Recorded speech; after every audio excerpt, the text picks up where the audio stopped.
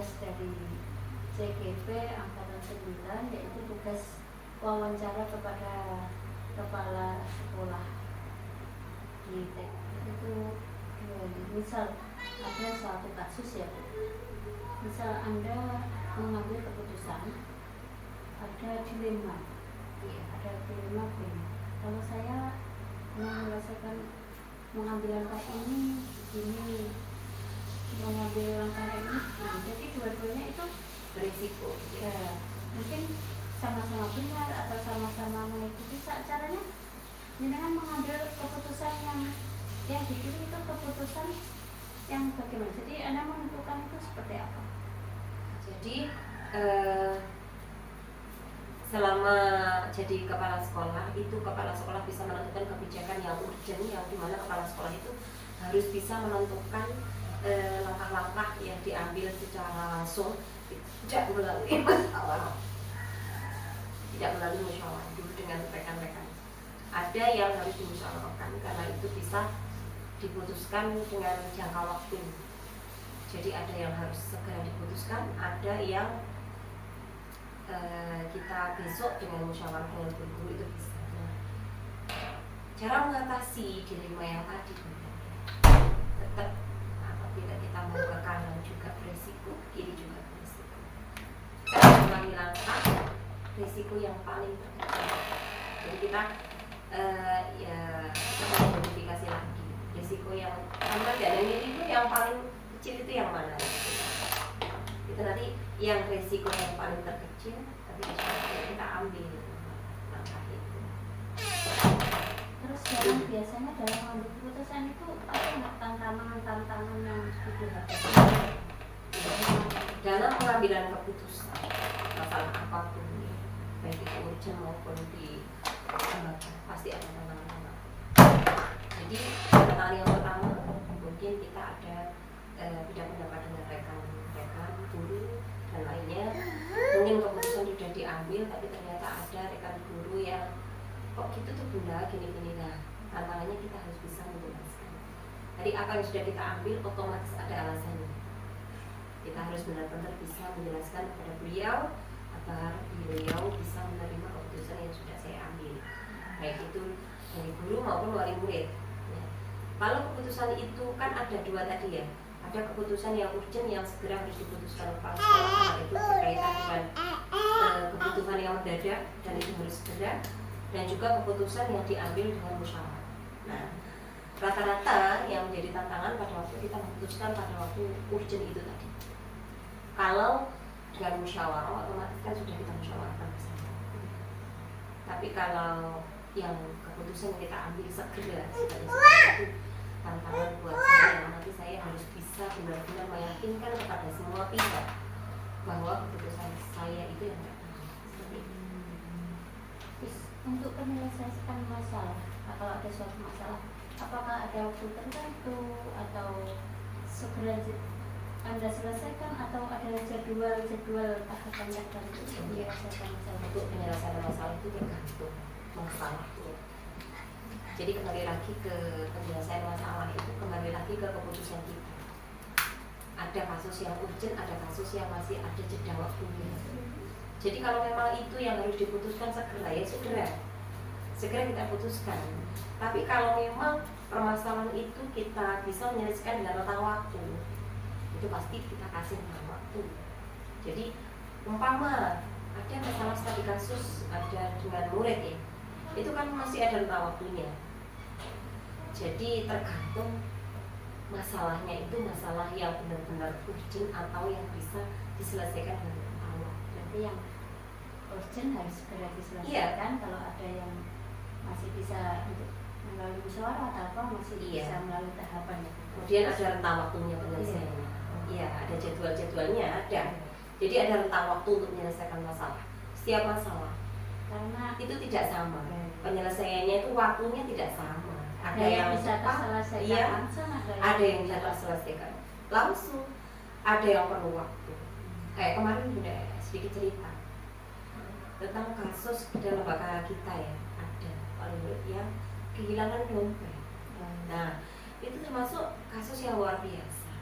Nah, Itu saya alhamdulillah, iya, jadi alhamdulillah kita bisa menyelesaikan satu hari selesai. Ternyata sampai dompetnya ketemu dan paling ada salah satu ya mengaku. Nah seperti itu.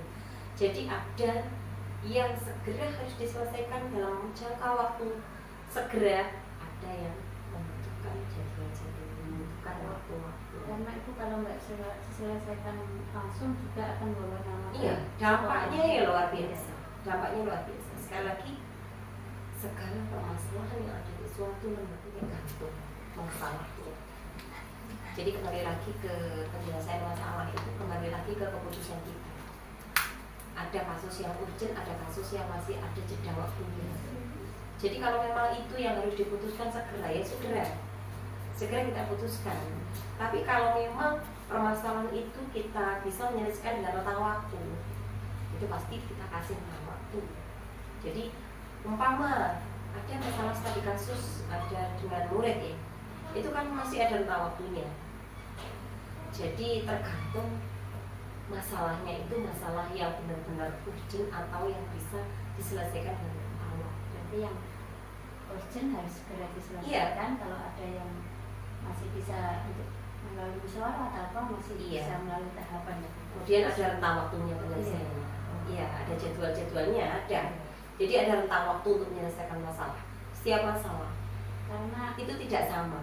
Penyelesaiannya itu waktunya tidak sama. Ada yang bisa terselesaikan langsung, ada yang bisa terselesaikan langsung, ada yang perlu waktu.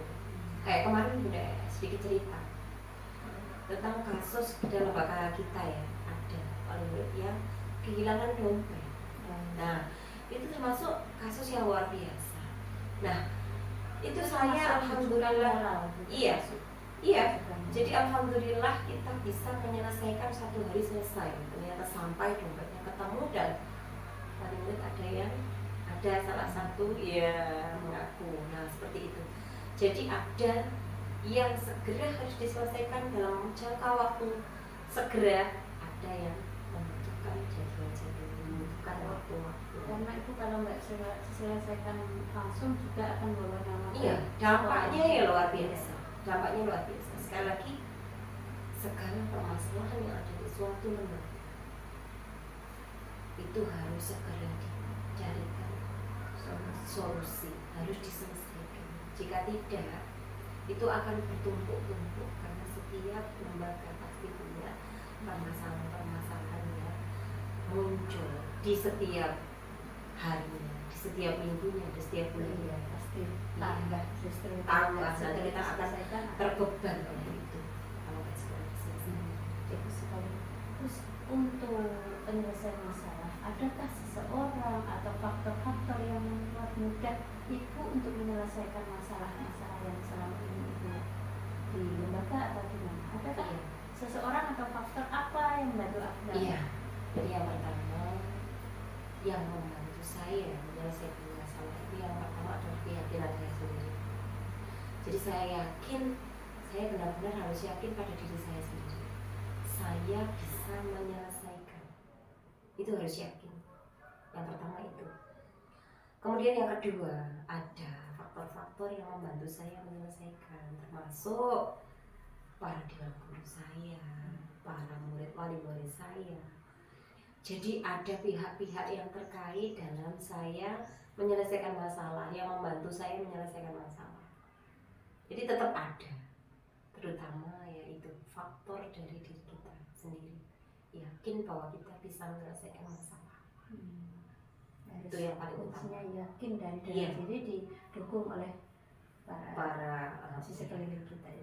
Terus dari semua hal yang telah disampaikan ibu tadi ya, dari penyelesaian masalah, bagaimana tahapannya atau tentang langkah-langkahnya atau faktor yang telah membantu ibu dari dalam ataupun dari luar ya, adakah hal yang pembelajaran apa yang dapat ibu petik dari pengalaman Anda dalam mengambil keputusan dilema etika selama ini?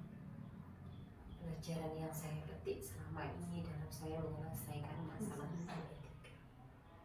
Jadi dalam suatu permasalahan itu ada penyelesaiannya. Jadi kita harus yakin semua masalah itu pasti ada penyelesaiannya, tergantung usaha kita bagaimana menyikapi semua yang sudah kita laksanakan, tergantung niat kita bagaimana kita memperjuangkan tindak lanjut untuk masalah-masalah yang sudah ada, terutama masalah etika. Etika itu, jika permasalahan tentang etika tidak segera diselesaikan, moral bangsa Indonesia akan jatuh. Dimulai dari kita sendiri. Jadi dari kita sendiri, dari lingkungan kita, dari warga di lingkungan kita. Jadi intinya seperti itu. Semua masalah pasti ada jalan keluarnya, tergantung kita bagaimana sikap kita menyikapi masalah-masalah yang sudah terjadi dan menyelesaikannya. Kembali ke diri kita masing-masing. Dan kita harus menyelesaikan masalah itu pastinya dengan jalan keluar yang terbaik bagi kita dan juga bagi walaupun itu bukan, maksudnya itu tetap kita ada tingkatannya Bunda ya. Jadi kita sudah menganggap bahwa jalan kita itu yang terbaik, tapi ternyata kita masih ada refleksi-refleksi. Kita ambil, oh berarti nanti lebih baik seperti ini. Kemarin sudah baik, tapi ada yang lebih baik lagi. Itu pengalaman kita. Jadi semuanya itu kita dapatkan dari pengalaman masalah yang sudah ada. Seperti itu. Jadi kita ambil nanti kemarin. Terima kasih Bunda, alhamdulillah luar biasa sekali dari perbincangan saya wawancara ini. Tadi saya mendapatkan ilmu yang luar biasa dari bagaimana kita menyelesaikan masalah, terutama bagaimana seorang pemimpin itu harus mengambil keputusan, harus berdampaknya sangat luar biasa ya. Jadi kita harus mempertimbangkan baik-baik. Ya, terima kasih Bunda Khori. Sama-sama. Terima kasih atas semoga waktunya. bisa membantu tugas Bunda As Terima di kasih atas dalam waktunya. Mohon maaf mengganggu dan juga. Ya, terima kasih Bunda. Sama-sama. Assalamualaikum. Waalaikumsalam.